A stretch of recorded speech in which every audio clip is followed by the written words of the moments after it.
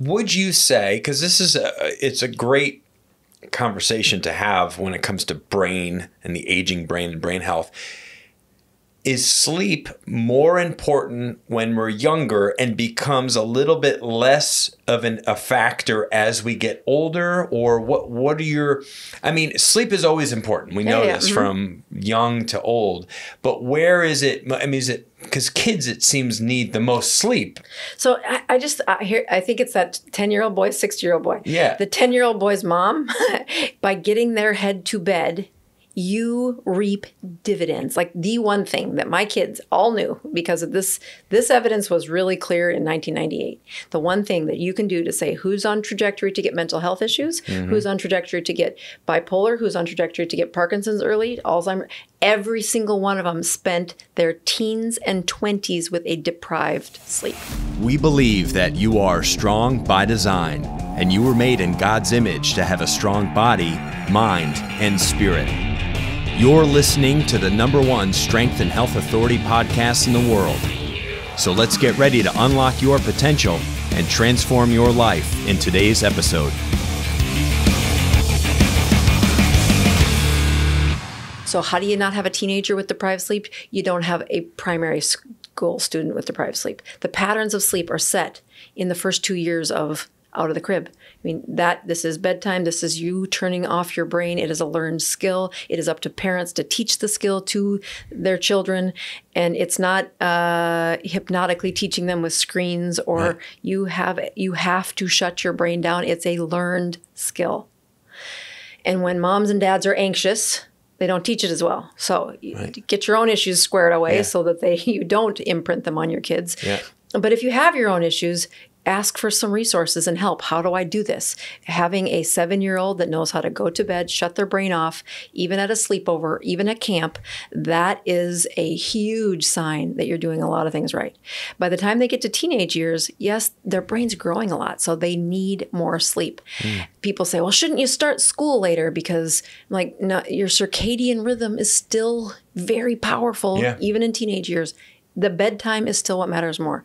And, the number of times that somebody studying the brain uses this research question, because there's like 50, at least 50 I got to the bottom of 50 and said, I don't need to look any further. We have 50 studies that say if a student was studying for an exam and they get only 4 hours to study, is it better to study from bedtime till 2 a.m. or to wake up 4 hours before to wake up? Yeah. So the shutdown time and then wake up time has to be consistent in a child's brain in order for the best retention, in order for the best growth of their brain, in order for the best wiring of their hippocampus. So if you're cramming and you have an exam at 9 a.m. or 10 a.m. the next morning, you're better off get to bed, get a good night's sleep, get up extra early, get up and cram right before the darn thing. Get up at 3 a.m. to do that studying. Don't, whatever, get up early. 3 a.m. is a little extreme, but you're saying if you only get 4 hours and you say, okay, get your head to bed. Of course, you don't begin practicing that behavior on the night of cramming. Your bedtime routine needs to have that stability. And I mean, you're about to be on the advent with a 10, 11-year-old saying, oh, guess what they do to teenagers now is they, put practices after that, plus homework after. It's intense. I mean, we spend a lot of hours in our family working on time management. Where is this? Are there times where I need to be the parent and take you out of practice, despite the consequences that you're not going to start on the lead team on Friday night? There's too much to do, and you still need to get to bed at a reasonable time. Right. The importance has to be communicated from the people that matter most to the kid. And as much as you think teenagers don't, it is what matters. Like having that conversation with the coach saying, I can't have him out that late every night. So I'm going to take him out. You can get pissed at me. You can take him off the team, but I'm his mom. Yeah. And I'll tell you that's been harder as their sports get into that sophomore, junior, senior year, because it becomes such a huge part of their identity. Yeah. But I mean, I've got son number 3. So by the third kid, we've got this perfect. The other 2 were pretty good, but the third kid is great at this. I mean, he is in bed between 8:15 or 8:45 and 9 o'clock. Oh, good for him. And wow, he's up that's great. If he has a test, he's up at 4 o'clock. to study for the test. Wow, this kid's a machine. Yeah, that's and he did it without me. Like he knew this was what we've. Yeah. Well, he realized I like the results I'm getting when I do this. Yeah. So it's programmed into him now, and he's seeing positive results from it. So good for him, because it'll benefit him great as he gets older. Yeah. I mean, I don't know anybody, not one person, who makes it a point to go to bed at an earlier time, and they might get up at 4 or 4:30 or 5 a.m., that it hasn't improved their life substantially. Oh gosh. And I just need to get myself to that spot. Like You're imprinting. Do it now. you know what it is? It's almost like I burned myself out from all the years of going to bed early and getting up early to work with clients. Oh, wow. So years and years and years and years of going to bed at 9 o'clock as a early 20, mid 20, late 20-year-old. Oh, you've got the neural programming then. It's there, and I would have to get up at 4:30. I remember there was a time. It's a funny story. You storyteller, right? I'll tell a quick story. I graduated college. I was working. I was running some world gyms. I was opening these world gyms and stuff, and I lived like the town north of where I was working, so I had a good drive to get there. I had to open the place at 5 a.m. So it means I had to leave my house by like 4:10, 4:15 just to get there on time. So I was up at 3:30 to get. So I remember in my roommates, this is after college, so I'm like 22 years old. I had 3 roommates that worked in the restaurant business. I am up leaving. They have just still back from the bar, drinking, playing video games, and hanging out. And I'm like, see you guys. I got to go to work. Wow. So they're drunk, like picking on me, laughing, and I'm the one getting up like my life sucks, right? But I was also getting in really good shape, and all these other things. I remember at least I got to bed at a good time and got a good 6 hours of sleep or whatever it was, and felt reasonable because at least I was getting that good I was hitting an anabolic window by going to bed, by 9-ish, even though I was only getting 6-7 hours of sleep. Well, I mean, so play those lives forward when they practice staying up at night, and we have a few rules on the refrigerator. Nothing good ever happens after midnight. It's true. Nothing good ever happens after midnight. But to then say pushing to be the counterculture in your friend group, that you're in bed at this insanely early hour according to everybody else, and they'll play those lives forward. How did that play? Yeah, how'd that work out for them? Yeah. Right. So now, you look at them 20 years later and you go, okay, this guy still smokes, this guy still drinks, this guy stays up still to 2 a.m. and is 50 pounds overweight, or this guy, so yeah. It is really, you'll say, I mean, there's a lot of intense people who push and they sell themselves that, oh, my brain just works better at night. I'm a night owl. I'm like, that is a trained skill. It is a trained skill. You're talking yourself into that. Yeah. And you have a metabolism that has a rule that follows the sun. It does not change the rules. Even when they're the night shift worker for 30 years, the cortisol. It's all they know. Yep. They've seen some level of success with how they're living their life. However, if they made that big shift and went to bed earlier and woke up earlier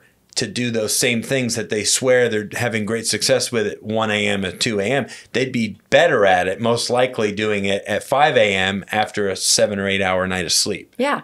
When I look at them, they'll come to see me. Let's say they're in their late 30s, early 40s. They've usually got that 20 pounds that won't come off, or maybe it's more. But they aren't healthy, and they've got a lot of things that are right on the edge. Their blood pressure is higher than it should be. They're a little bit overweight. Their brain can't stay focused, and they've been pushing that time clock to end too late in the day, sleep past what it should in the morning. And they've not had to pay this huge price, but now they want me to fix it.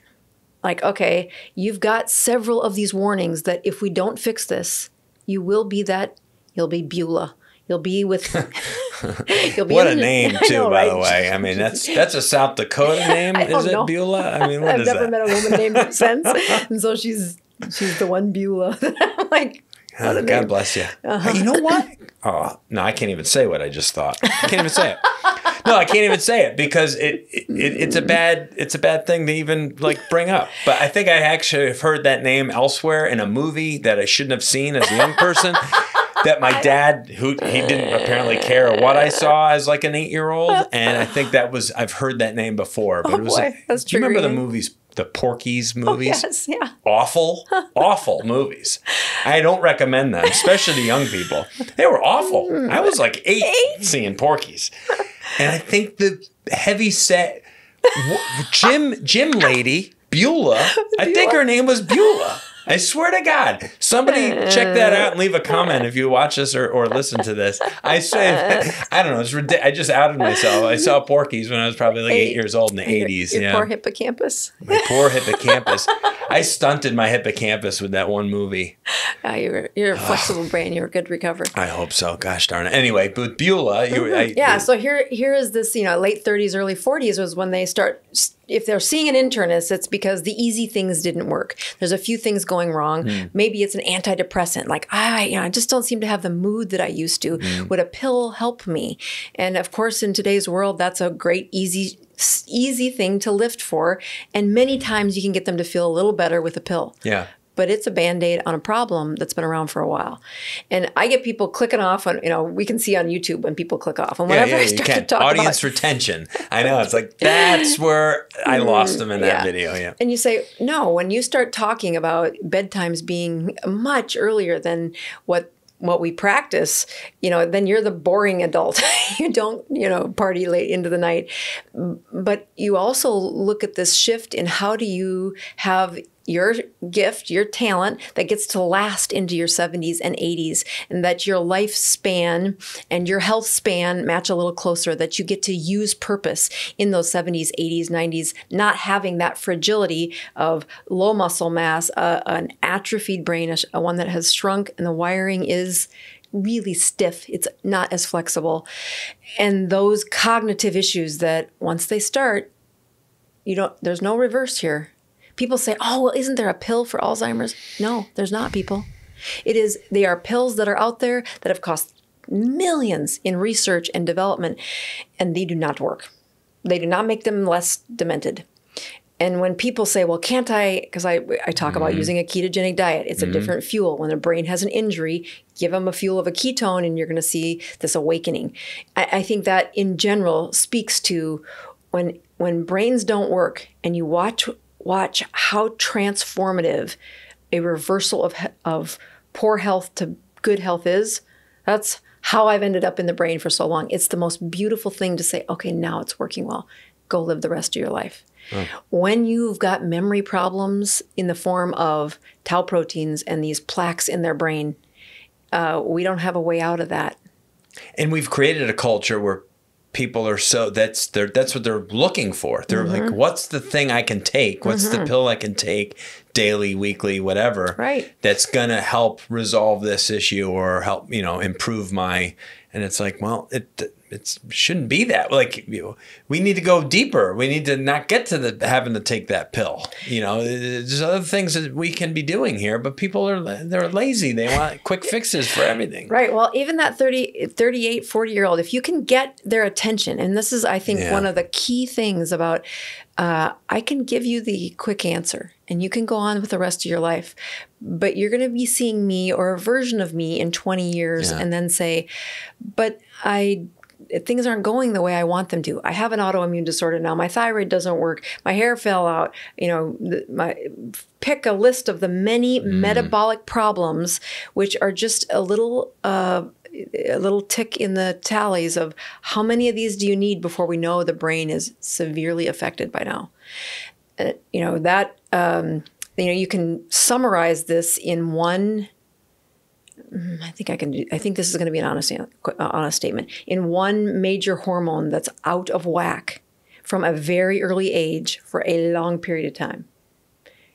And when you fix that hormone for a long period of time, you can prevent it. But the runway's got to be decades, not weeks or months. Oh. Take a guess what the hormone is. I mean, I'll say testosterone, but I'm going to be off. I'm I'm gonna be wrong. I'm picking my favorite one. I was gonna say that's such a boy thing. It is. Insulin. Insulin. Yeah. So insulin is, Of course, because sugar. Mm-hmm.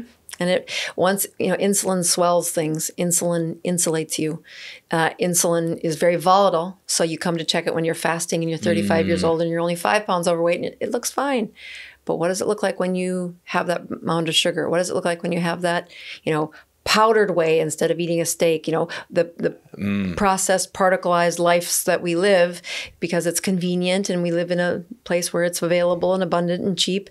But what's the price you pay when you do it constantly for 30 years? Wow. And the amount of insulin it takes to now say, well, we used to make it go back down to normal when you fasted and got up in the morning, but now it's a little higher. And that little bit higher is like, close enough. Like now with insulin. Insulin should be, you need a minimum amount to get the job done. You need it. You have to have it to live. But as soon as you start pumping the pump to make it more, the cells in your body will now remember how much insulin it takes to do things. Wow. And it takes generations of those cells to get them to produce less. And it's only going to ever tick back down by a few percentage points. So if you've got it pumped up at a whole bunch. If you got 50 years of bad track record there, right, you're fighting 5 decades. Right. And the biggest stimulus for that insulin when you're 22 years old was, how well did you sleep the night before? Wow. Yeah. I mean, there's no better way to teach this than, have you ever had one of those the continuous glucose monitors on where you'd see their blood sugar every minute for every... Oh, wow. No, I've never seen that. No?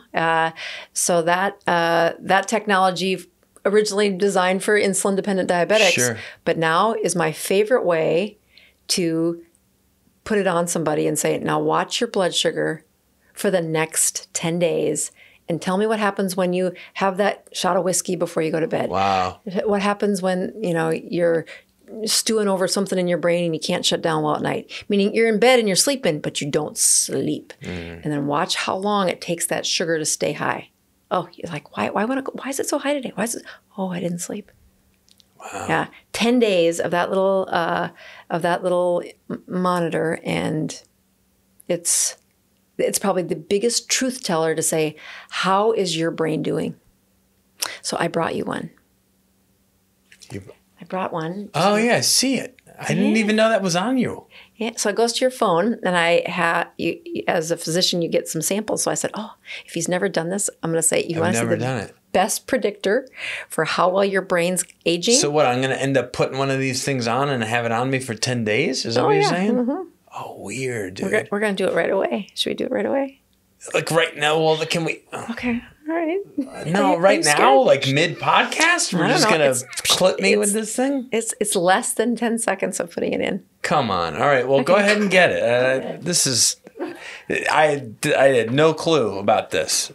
You brought something last time. Oh, no, you took my blood sugar while we were podcasting, I think. Yes. Which I think at the time, I had just gotten done not eating like a ketogenic diet all the time, but I was doing really well for like 6 months because I had lost like 20 pounds, so 25 pounds. When you sleep, do you sleep on your back side? I'm a mostly back, but a little bit of side. When you sleep on your side, is it right or left? Usually my right. So let's put this in your left, because if you ever sleep on your side, if you sleep very rarely on my left. Okay. Now I can still work out and stuff with this thing on. Swimmer, you can do whatever you want. Does it hurt? Does it hurt? Every guy asks that, right? Because we're all wimps. So we'll have to have you. We'll download the app and put it on your phone before I leave. Okay. So yeah. Oh boy. Let's see. Is it there? I didn't even feel nothing. Let's see. Done. So now you have a little microfilament inside under your skin. There's a little fiber optic, and that hangs out in the fat right under your skin. And it will constantly measure the blood sugar under your skin, and it sends it to your phone every 5 minutes. Oh my gosh, this is crazy. It's super fun. When did you get this new toy? Well, it's been around. Oh, it has. Yeah, and So this is what diabetics are operating with these things. But there's different levels of being diabetic, right? Right. So here's how this works. You can have one of these. You will have to pay cash because no insurance company will pay for you to have a monitor unless you're a diabetic who's injecting insulin. Right. Okay, so you would be somebody studying yourself, okay, which I think is how you really look at prevention. People say, I'm fine. Right. I'm like, here's what I want you to test in the next 10 days. I want you to have something that you love, something you soothe with food, like whether that's a fancy drink or a glass of wine or a beer or a pile of chocolate. And then I want you to watch what the sugars do over the next half an hour and then how quickly they drop down. Wow. The best predictor of whether or not you produce too much insulin isn't how high although how high it goes is one thing. It is how quickly it strikes down, and do you overshoot? Do you get hypoglycemic? When people say they're hypoglycemic, they think, well, eat more sugar. No, you're making too much insulin. Stop eating so much sugar. Wow. It's that sugar, that swelling, and that insulin effect that's really aging the brain 30 years before we ever get a clock that doesn't look right. Wow. Yeah. So I can't wait to hear how it turns out. Wow. All right. Well, this is... You work out. You can... The hardest I feel part... like Matt Damon in that movie where he had all these things like stuck into his body. Like, I mean, one is okay, I guess, but or Matrix, right? Or he wakes up in the little egg, and he's got all these things popped. You know, he's like he wakes up out of the Matrix. Okay, all right. So we'll see what when I people got ask me, what do I think the biggest predictor of somebody who's going to get dementia? A brain that's not working, a brain that doesn't age them as well. It is 30 years of too much insulin. Wow. Yeah, which is hard to prevent. That's the kind of thing where you say, yep, start with sleep, and then watch what happens when you do these normal things. Like, I'm pretty good. I worked out. I did fine. You're like, okay, what's your sugars? 10 days. So I'm getting at this point now, we've moved from 2 to 3 things. Like if there's 3 things you can do for your brain, because we're working towards like, what are these top 5 things, right? I had this question, like if we're going to give somebody a list, do these 5 things and you'll have a healthier brain. I'm getting that. Number 1, like don't smoke. Number 2, sleep, and form those good sleep habits as young, obviously, as you possibly can. And then number 3, I'm getting like watch your sugar intake. Right. Well, I think the key here. So I'll just give you a little insight into what's the rule where technology gets better every 6 months and cheaper. That whole thing. Yes. The first version of these, it was like $1,200 for every month that the diabetic would have to pay. Oh my gosh. Yeah. And now... Who can afford that? Right, nobody. That's ridiculous. The mortgage payment. It's covered by insurance. You're like, Nick, okay. So for 30 days, you get 3 of these little things. Each one of them lasts 10 days. You don't have to use them all in 30 days. You can... Well, in my family, I put one in me, one in my husband, and one in my son, and watch the difference. You just love... That's what happened. My wife always wants to prick me with stuff. She's a nurse. She's right. And she's always like, she used me a few times while she was in nursing school to like, hey, I got to do this. And she just wants to stick needles in people. Well, especially when they've got muscles and they're fit. It's perfect. It's fun. Ooh, she'll look at a vein. She'll like, ooh, that's a fun one. Right? You all like that. You all sick.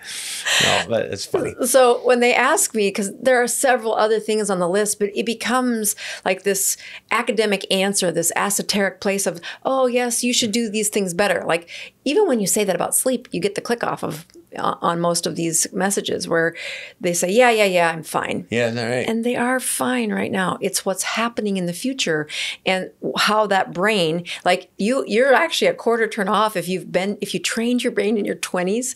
A male's brain is not fully developed at like 26 years old. Right. And so if you have a season where you really practice this at 22, you can tap into that and do some of the like. That's when I was best at it. And as a matter of fact, right. I mean, so you have the wiring. It's all in Yeah. there. It's just activating it. Okay. And the best part is a habit stack it. Instead of getting up for the client, you're getting up for your kid. That's right. Yeah, That's right. so That's right. And my kid's even more important to me than the client, right? The client I had to go train at 5:30 a.m. And as much as I loved them and loved that work, like I'll be a better. And my wife, she's like, you just get up earlier. Like you'll get more accomplished. You'll feel better. You'll do things that you've been putting off because suddenly there's time for it, or right. whatever it is that if there's a skill or a hobby that you're after, or like right. get up earlier, get to bed earlier. And Life's better. The theory of that sounds great, but then we go into our lives and suddenly it's like the identity of who Yes. you are, that I stay up or I do this. Yeah.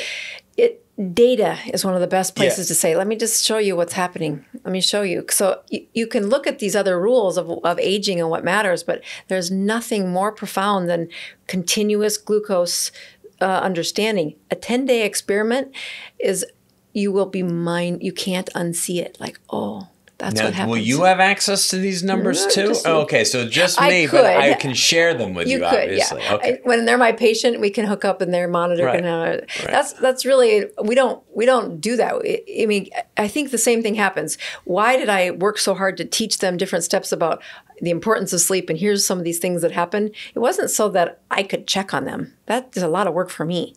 It was so that they could they could have that accountability to themselves. That understanding is what you're going to see in 10 days of this sugar.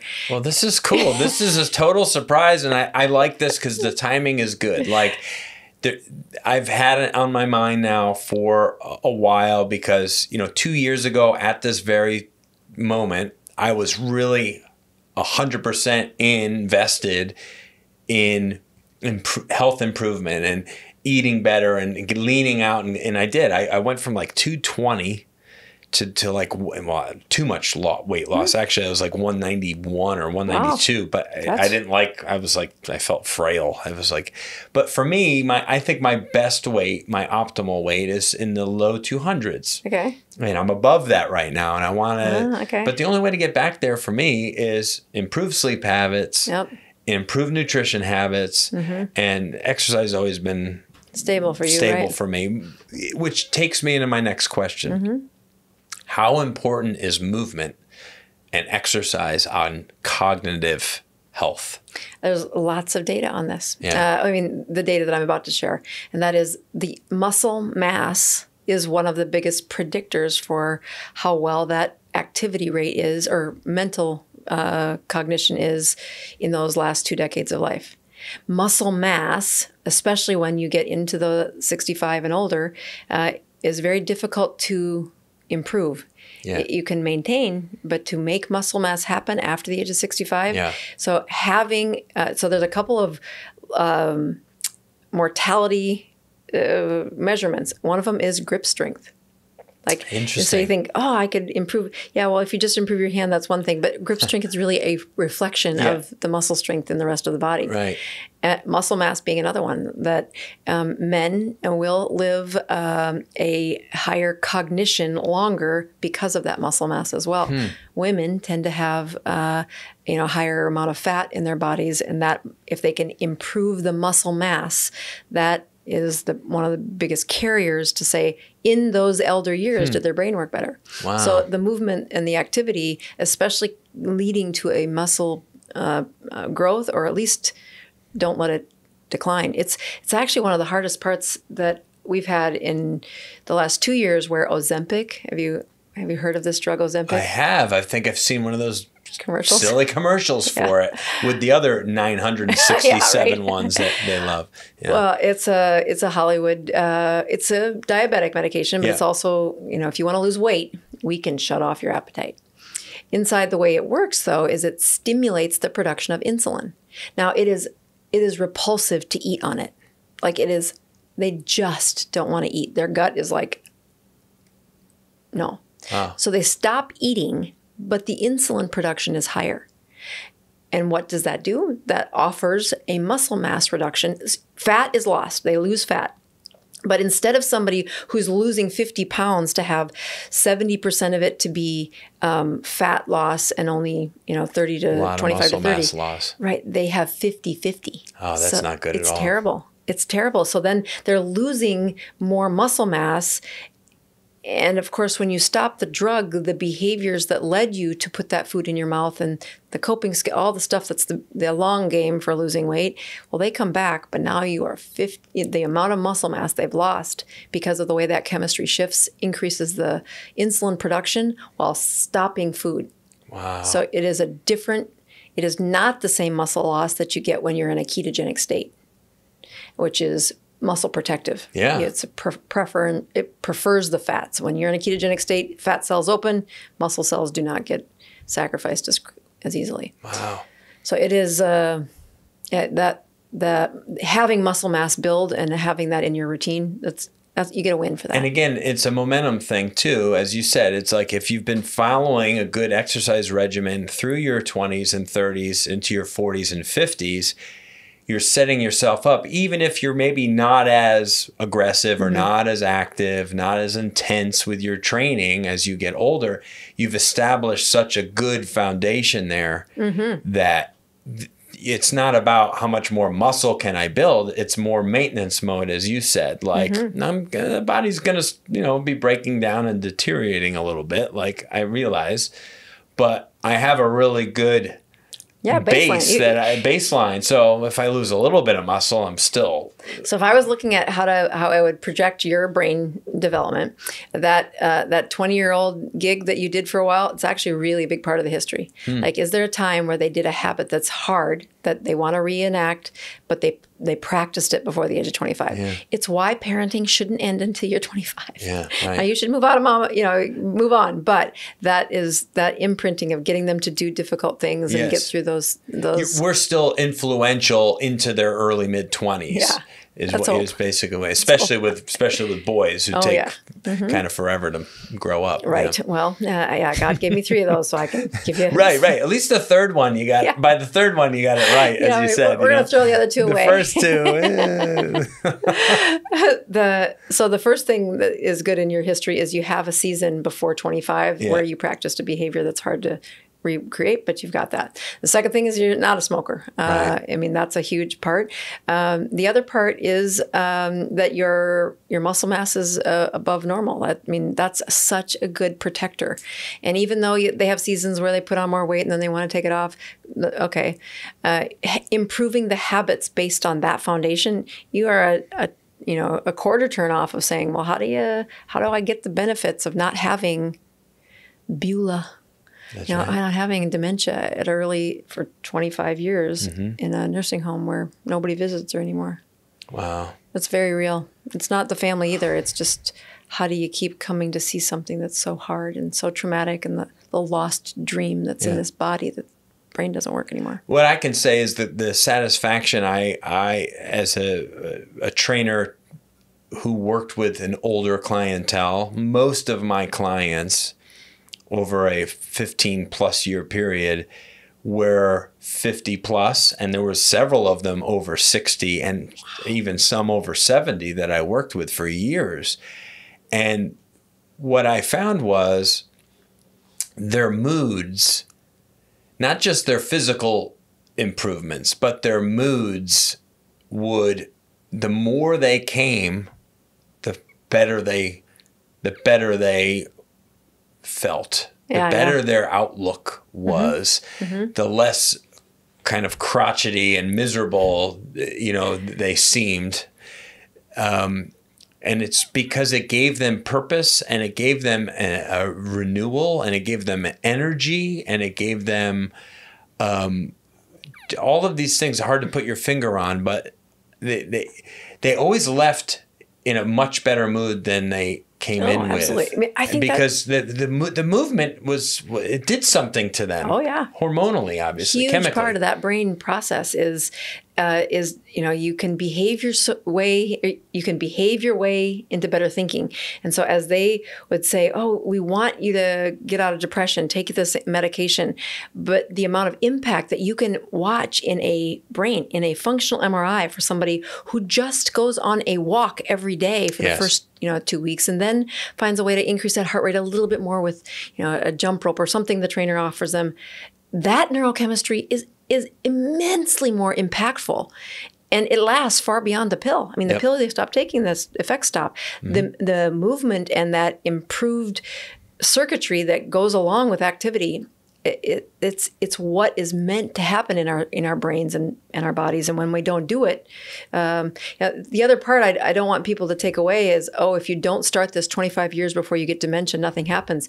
I have some of the most, I have a 92-year-old that comes to my little support group over in the Pin Chasers. Wow. And he was widowed about a half dozen years ago and was 70 pounds overweight. And he's been watching my YouTube channel. And he's lost 70 pounds, and he now drives. Oh, my goodness. Come on, 92? 92. He's the cutest little thing.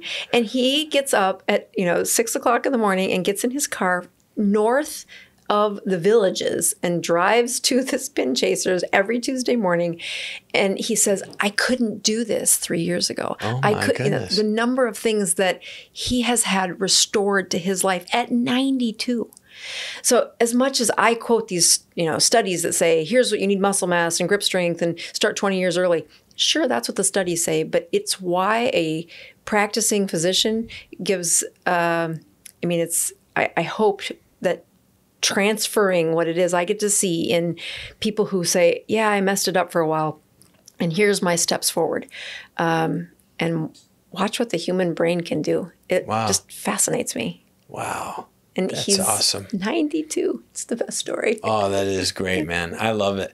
Yeah, I think fondly, there was a gentleman I worked with for years. His name was Paul, and we just became buddies, and he would take me to lunch. I can't even tell you how many times. We had a place that he loved to take me, and it gave him just great pleasure to be with me and the work that we did. That was it wasn't just, he didn't care what it was we did. He knew it was going to be something good, and it just made him enjoy his life more. It gave him something that it's hard, you can't put a price tag on. And the guy had plenty of money and plenty of wealth and all this, that, and the other. And it was, he enjoyed our sessions together because he saw great value in, I'm not gonna be a bodybuilder, but at least I can walk a little bit more. And this might save me from a trip where I can sustain a bad injury, or but it also makes me happier. And when I'm with him, I'm happier. You know what I mean? So that's good. And it made me happy, he was my buddy. So and fun. I remember when unfortunately he lost his wife, Flo, who I was also working with. And as we see with all these older couples, when they lose a spouse, it doesn't usually bode well for them. They don't do well, especially men. Men do not do well by themselves for very long. And he didn't make it, I don't think, a year or two after Flo. But it just gave me great a great feeling to know I was doing something for another human being that gave him some joy. I have this little support group that I tell people you can't work on behaviors without a team of people trying with you, right? Yeah. Call it your family, call it what you want. So I have this little support group on Tuesdays, every Tuesday at the bowling alley across the parking lot from my office, and people show up. And when you watch what happens to somebody who's struggling, like we had a couple of folks go through chemo over the last 6 months, and that whole collective room all saw their stories, the people, strangers that show up on a Tuesday morning, essentially, right? And they share this journey that, well, they've all seen them die. Plenty of them that don't make it out the 6 months. Yep. And as the chemotherapy kept going, and the amount of purpose behind showing up and being part of this lady's life, even just an hour once a week, right? and then to watch how it transformed them. I mean, one lady lost 50 pounds during that time. Wow. She goes, I couldn't even have told you her name. I just knew that was the lady at the support group. And I knew she would come about once every 4 weeks. And I just kept wondering, will she come back? And as I wondered, I started to look at what could I be doing that my life can have the gift of being healthier longer. And I mean, she lost that weight because she has about 100 more to lose. But at the same time, her life is better. And you look at those opportunities in your sphere of influence, or even in the practice of, I was there to help him, figure out how to deadlift and squat better. But really what you were there is to infuse a purpose for him as that relationship developed. Would you say then, if we were going for a top 5, and we know, because I'm a numbers guy, I can't help it, we know smoking's out, we know sleeping is in, we know sugar is monitored and moderated, we know movement and exercise, would you maybe put like purpose or connection? It's so great. As a fifth? I have them written down. I had them out there for you. Say, yep, smoking, there's no better number than smoking, number 1. Number 2, you got to work on your sleep. Number 3, the monitoring of sugar is specifically to have a modern day efficient way to look at your insulin. Okay, that's really the key, is how much insulin does it take to help you get through the day, right? And checking it for 1 minute at a lab on a random Tuesday. No, check it for 10 days to see what your sugar does. That's how you look at that. But the activity of muscle growth and finding that as a long game, not just I was able to hit a goal and then I never went back to the gym. It's got to be the long game. But the final one is that interpersonal, that connectedness and that purpose that,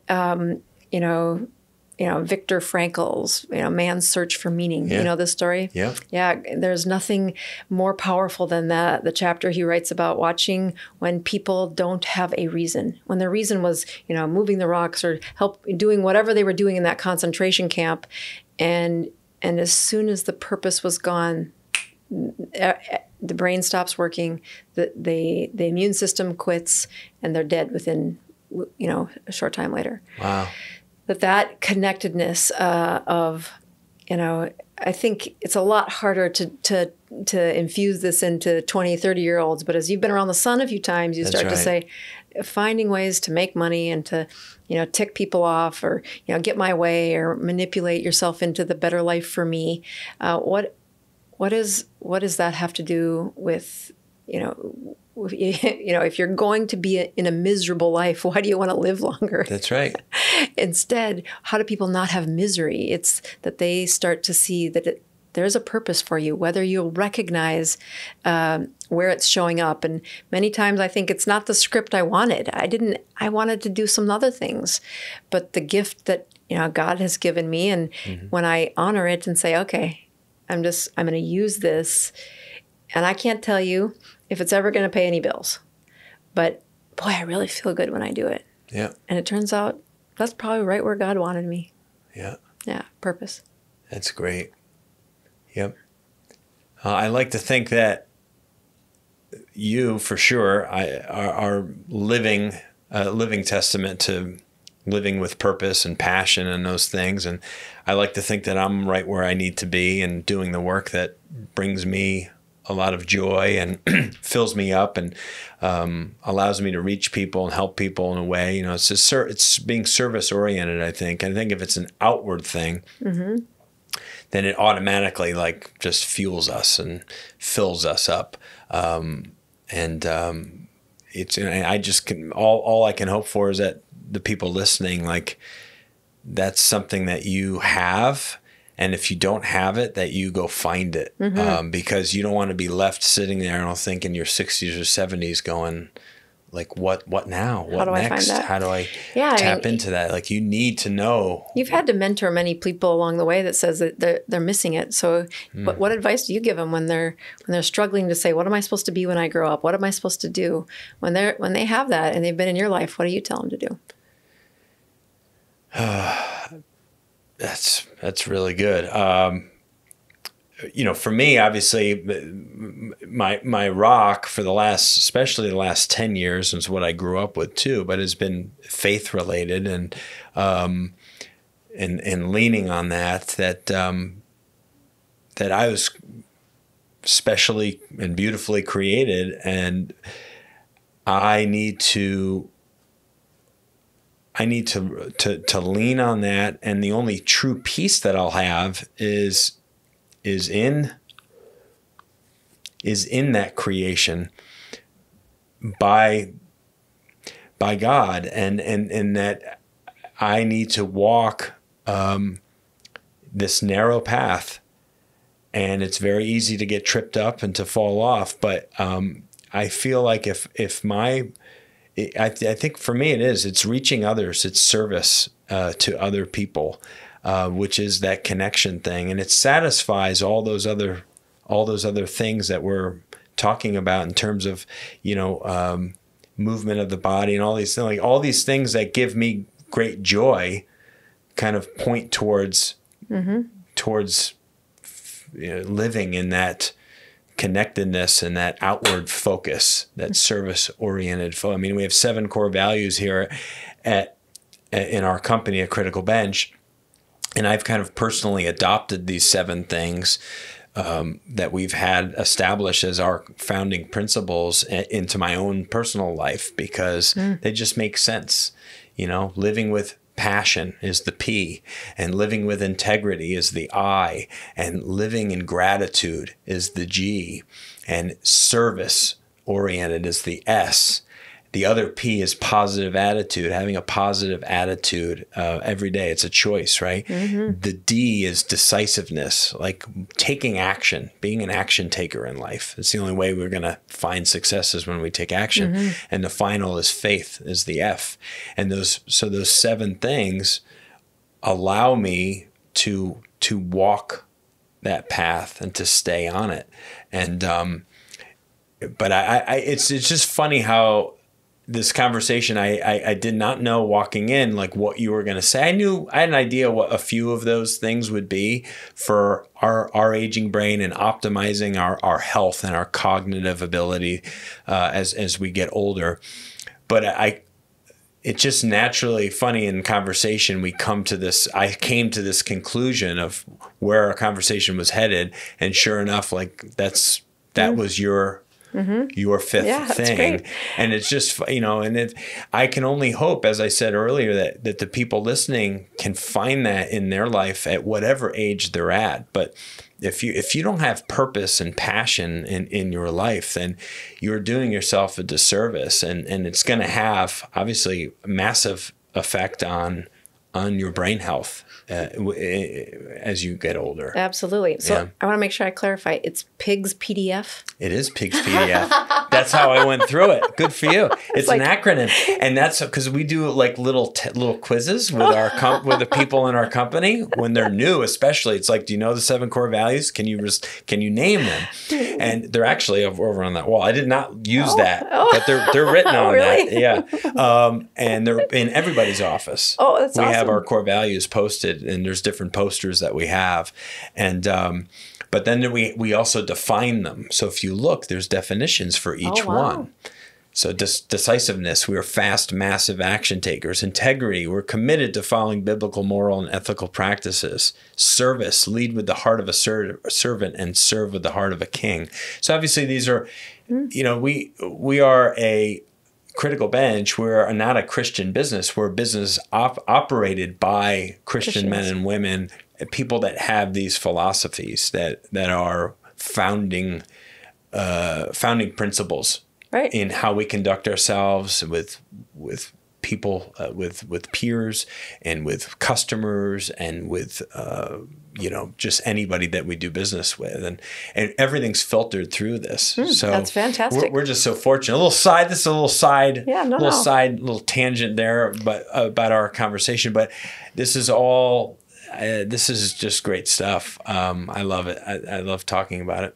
Well, there's a very few times that I actually get to, be in a place where, and I talk about my faith. I don't run away from it, but I'll tell you, when you're in an exam room, people are very vulnerable, and as much as I've seen it abusively used in that moment of authority and power, but I don't think it was what they were intending, but that's what the perception is from the patient. So I've been really careful to say, share my life, share my faith.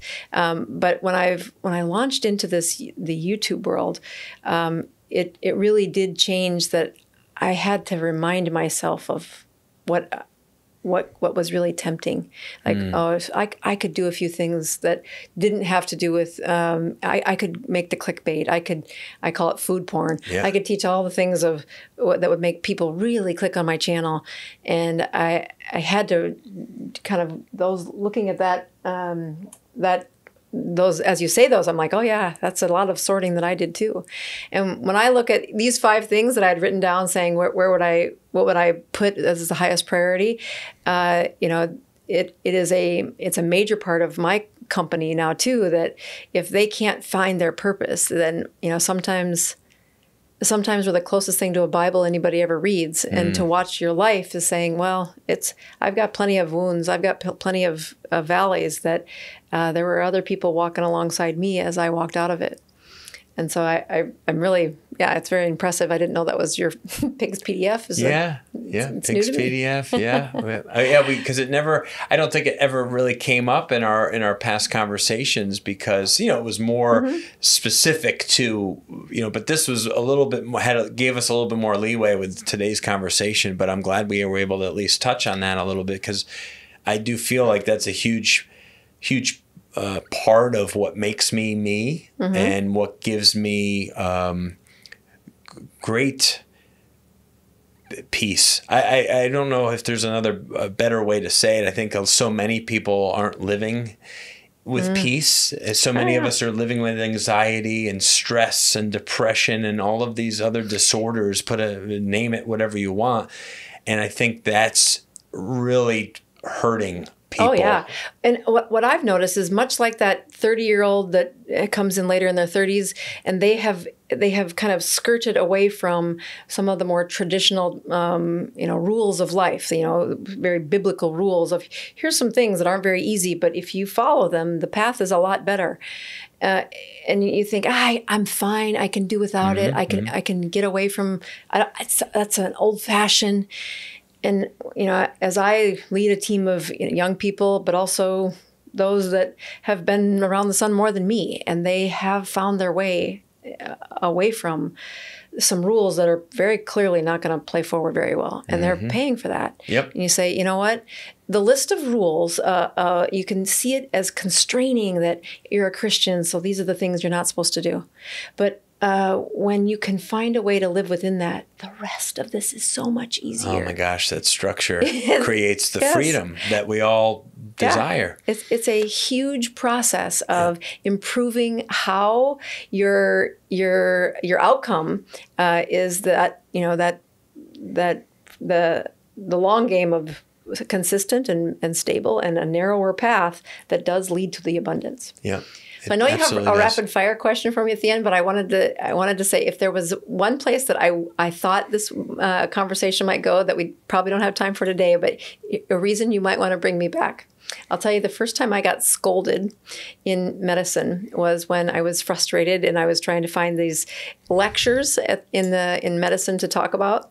And I am in this very depressed female market of Salt Lake City, Utah, and I've given several easy lectures. And over the course of about a month, I have several women come in that had said they had never had an orgasm. Funny you say this. No, go ahead. Keep going. And it fits into the brain is that the idea that you can be a 45, 50-year-old, one of them was almost 70, and had never had an orgasm, and wondered why her brain was, she was very stiff emotionally, like there was a problem. Right. And so I worked with them, and finally I just said, no, here's the problem. You're going to need an orgasm. And I said, I'm going to do a lecture on this because I don't have time right now. And I had a lecture, said, okay, the female orgasm and why it's good for your brain. Wow. And I had invited about 4 couples that had been seeing me. And I showed up to do my little lecture, and the whole room was full, standing room only. Holy cow. So the reason I bring it up was... So that'll be the 4th podcast. I thought, yeah. Like, well, we should definitely talk about that. It's funny you say this, though, because not that many months ago, we had a return guest on our show, Alex Miller, who is the face of the creator of a program that's called the Female Vitality Protocol. And I don't know exactly all the ins and outs of it, but it is about helping women in this capacity to be able to orgasm. And obviously there's a lot of health implications with this. So I'm fascinated by it. No, because I think, it's taboo stuff or it's people that people get a little cringy or a little uncomfortable with, but there's obviously science behind it and the release of certain things and, that actually are very beneficial. So I'd be highly interested. So, all right, good. So we'll get you. So we'll get it on the calendar here. Not too long. Okay. So some fun rapid fire questions before we give people some ways to find you. Okay. Number 1, dogs or cats or neither? Dogs. Dogs. So you've had dogs? Oh, many. Okay. We use them as funerals for how to help children deal with death because we feel I don't want to be reincarnated as one of my dogs. Currently, we have Minnie, who is a pandemic dog that I, in a moment of weakness, said, okay, we can get it on. We can get it on. Okay. So. Oh, good. Yeah. Minnie, I'm a dog person, too. Okay. Favorite book that's not your own? Let's see. Like relax book, like just sure, whatever comes to mind. Obviously, there's a lot of good books out there we've read. I'm on like, you know what I've been geeking out on? My business has been in this really. I've got some growing pains going on, and I have a medical degree, not a business degree, but I've run businesses. And have you ever read any of the Pat Lencioni books? No. Oh my gosh. So especially when you're trying to run a team across the country and there's dysfunction going on. It's like the dysfunction in the family, but it's in the business. So Death by Meeting is one of my favorite. He tells a fable. So it's a story that's teaching you why the business isn't working or like how to fix the business. Yeah. And then the second, probably his best book is 5 Dysfunctions of a Team. Oh, wow. Great. Yeah. And I've listened these sound to them. good. Yeah, they're great. It's really good business books. My husband, he's an econ major and has dished out so many business books for me to read. And I'm just like, I'm like, this is the second time I'm going through them because I'm like, okay, this is a different lesson than it was 4 years ago when I was in a different season of my business. It hits you differently in a new season of life. So they're great. Yeah. So especially if you're like, so I'm assigning them to all of my leadership team, like, you need to listen to these books. I will pay you to sit still because they're on audiobook too. And so recently, Death by Meeting and the 5 Dysfunctions of a Team are my 2 favorite. Movie. Again, I know it's tough sometimes to just single one out, but if you had to pick your favorite, so we had this rule when we were doing mission trips in Haiti. We would do this, what is your true secret pleasure? Like, what's something you really comforts you? Because Haiti would really... especially after I can only imagine. Right. So we needed the real truth. Like, when you're stressing out, what do you do to feel better?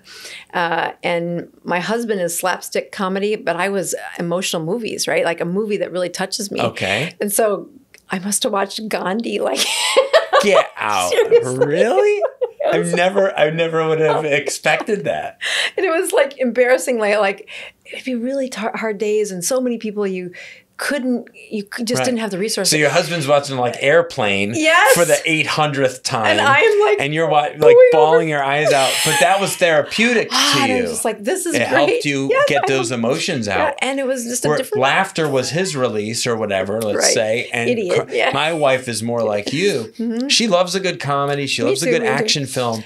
But if she gets a good crier, I just love it. I think it makes her probably, it's a form of, crying is just a way to express yourself. And it can be very it was healing. Great. And my husband knew it. So he knew when I was stressed. It's like, let's just put on your movie. Oh, that's cute. Yeah. All right. Gandhi. Gandhi. So Is weird. that the one with what's his face? Ben Kingsley? Yes. Yeah. Okay. It's not that great of a movie, but it was just enough. It just was what you needed. And I watched it enough time when I was stressed out that I was like, okay, so I don't know if it's my favorite, but it is definitely a release for me. Yes. Okay. All right. I love it.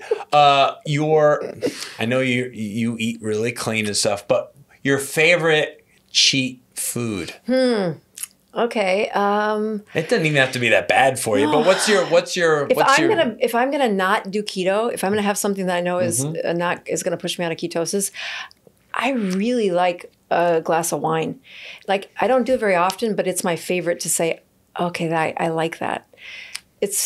I was telling you when I first walked in that I don't feel good after doing it. So it's like, twice a month if you're... Right. It's like, was it worth it? Was it worth it? Yeah. And that's a bigger conversation that I have not every year that I go around the sun. But it's still... ice cream is another, I grew up that Wine and ice cream. Two of my favorites. Right. Yep. All right. That's good. All right. Final one. This is... I don't think I've ever asked this one before, actually. You ready? If you could spend... could be an hour or a day with somebody in your life, dead or alive, someone from your earliest memories to now that is not currently maybe in your life that you could spend an hour or a day with, who would you say? Oh, I've totally thought about this question over the last probably 2 months. So my dad's mother, named Gladys, there's some parts of her history that do not add up. And nobody in the family will talk about it. Very interesting. So you would love the opportunity what the heck happened there? Yeah. To pick her brain a little bit and know a little bit more. Yeah, I would totally pick that. Right. Gladys. Gladys, I know, right? It's Where are you, Beulah. Gladys? Give me those answers, Gladys. It's almost like a Beulah. Yeah, it's almost like a Beulah. But it's good. It's a step up from Beulah, okay? Gladys, let's face it, Gladys is better than Beulah. So places people can go, of course, they go to your website, bozmd.com, right. bozmd.com. Really easy. You're on Facebook. As we've talked about, you're all over YouTube. You have like 5